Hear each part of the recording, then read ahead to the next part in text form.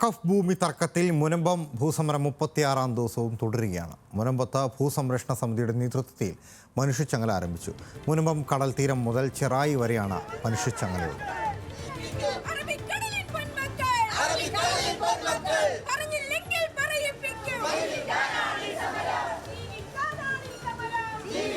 Hans ജോണാണ് വാർത്തയുടെ വിശദാംശങ്ങളുമായി നമ്മോടൊപ്പം ചേരുന്നത്.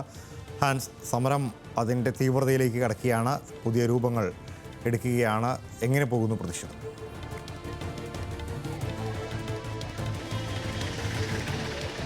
തീർച്ചയായും ലാൽ, നമ്മൾ നേരത്തെ പറഞ്ഞതുപോലെ തന്നെ മുനമ്പത്തിലെ വഖഫ് ഭൂമി തർക്കത്തിലുള്ള സമരം 36-ാം ദിവസം കടന്നിരിക്കുകയാണ്. ഇതിൻ്റെ ഭാഗമായി തന്നെ ഭൂസംരക്ഷണ സമിതി അവരുടെ സമര രീതികളെല്ലാം തന്നെ കൂടുതൽ തീവ്രമാക്കുന്ന സാഹചര്യമാണ് ഉണ്ടാകുന്നത്. കാരണം നമുക്കറിയാം, മുഖ്യമന്ത്രിയെ കഴിഞ്ഞ ദിവസം എറണാകുളത്തെത്തിയ മുഖ്യമന്ത്രിയെ സംരക്ഷണ സമിതി നേരിട്ട് കണ്ടിരുന്നു.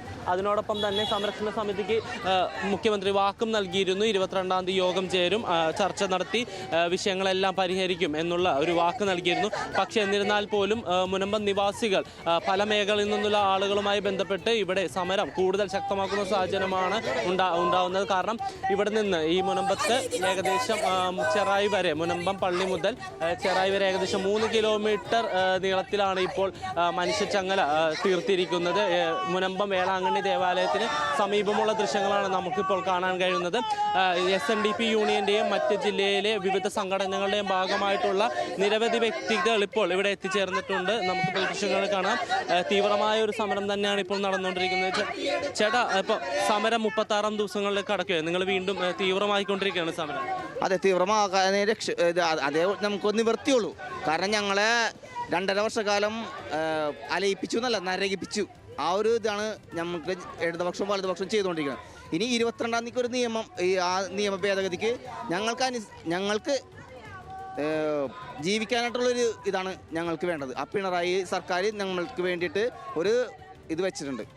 ചേട്ടാ, 22-ാം തീയതി യോഗത്തിൽ ഒരു അനുകൂലമായ നിലപാടുണ്ടാവുന്ന ഞങ്ങൾക്ക് ഒരു പ്രതീക്ഷയില്ലേ? ഞങ്ങൾ പറ്റിച്ചുകൊണ്ടിരിക്കണ എല്ലാവരും ഇങ്ങനെ ഓരോരുത്തരൊന്നും കൂടാവുന്നത് ഐക്യദാർഢ്യം പ്രഖ്യാപിച്ചുകൊണ്ടും അവിടെ പോയി 150 എല്ലാവരും സൈഡാണ് പറയണത്. അപ്പോൾ ഞങ്ങൾക്ക് പ്രതീക്ഷയില്ല എന്നുവെച്ചാൽ ഞങ്ങൾ പറ്റിച്ചുകൊണ്ടിരിക്കണ എല്ലാവരും. ഇപ്പോൾ സമരം 36-ാം ദിവസത്തിലേക്ക് കടന്നു. ഇനിയും സമരമായിട്ട് തന്നെ മുന്നോട്ട് പോകാം. എന്തൊക്കെ പറഞ്ഞാലും ഇതിൻ്റെ ഒരു ഇത് തീരാണ്ട് ഞങ്ങൾ സമരം നിർത്തൂല. ഞങ്ങൾക്ക് പണ്ടത്തെ പോലെ എല്ലാ അവകാശങ്ങളും കിട്ടാണ്ട് ഞങ്ങളുടെ സമരം ആരും പറഞ്ഞാലും അവസാനിപ്പിക്കൂല. ലാൽ, ചേട്ടൻ പറഞ്ഞ പോലെ തന്നെ ജീവിക്കാനായിട്ടാണ് ഇവർ സമരം നടത്തുമെന്നാണ് പറയുന്നത്. എന്തൊക്കെ സംഭവിച്ചാലും സമരവുമായി മുന്നോട്ട് പോകുമെന്ന് തന്നെയാണ് ഇവർ പറയുന്നത്. ചേച്ചി, സമരമായിട്ട് മുന്നോട്ട് തന്നെ പോവുകയാണ്. ഇപ്പോൾ 36-ാം ദിവസത്തിലേക്ക് കടന്നു. സർക്കാർ 22-ാം തീയതി യോഗം വിളിച്ചു ചേർന്നിട്ടുണ്ട്. ഒരു അനുകൂല നിലപാടുണ്ടാവുന്ന പ്രതീക്ഷയുണ്ടോ? അനുകൂല നിലപാടുണ്ടാവുന്നുള്ള പ്രതീക്ഷയിലാണ് ഞങ്ങൾ മുന്നോട്ട് പോകുന്നത്.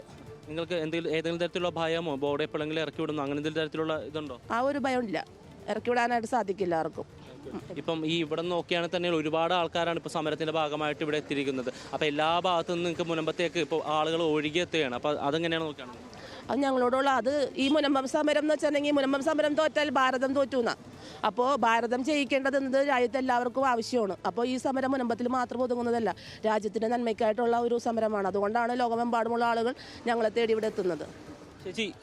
ശരി, മുനമ്പം സമരവുമായി ബന്ധപ്പെട്ട പ്രതിഷേധത്തിന്റെ പുതിയ മുഖം തുറന്ന വാർത്ത പ്രേക്ഷകർക്ക് മുമ്പിലേക്ക് എത്തിച്ചു.